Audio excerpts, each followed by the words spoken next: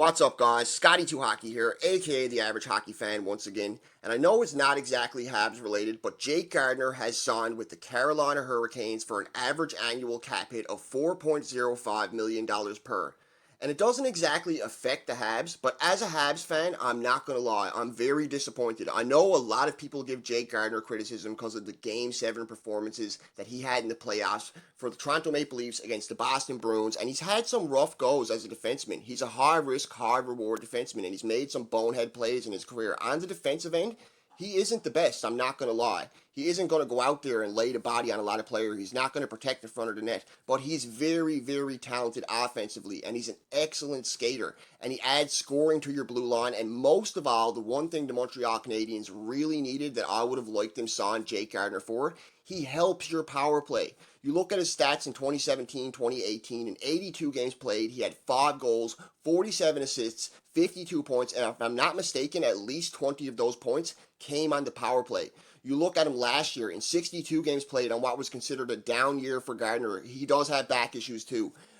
He had 3 goals, 27 assists, 30 points.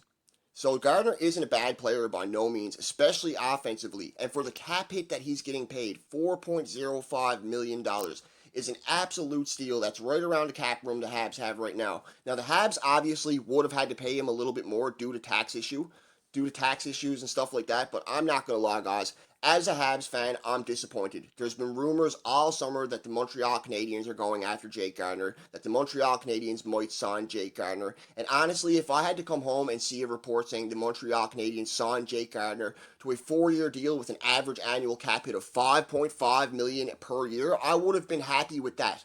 He would have bolstered the blue line for sure. He would have been a good, excellent power play quarterback. Along with Jonathan Drouin, we could have put Jake Gardiner out there on another line. He could have quarterbacked the power play. He offers a lot offensively, and he could have done a lot for the Habs offensively. And he definitely, I don't care what anybody says, would have helped the Habs power play. The team he would have been a good fit on the Montreal Canadiens. I'm not going to lie. And not only that, the Carolina Hurricanes just got a lot better. Last year, they were a wild card team. They just squeaked in. They recently lost their leader in Justin Williams, and they lost a very good backup goalie, more than a backup. He shouldered half the load with Mrazek last year, Curtis McElhaney. So the Carolina Hurricanes were on the fringe, in my opinion, of missing the playoffs this year. They could have lost a wild card spot to a team like Montreal, but adding Jake Gardiner definitely helps their chances of getting back into playoffs.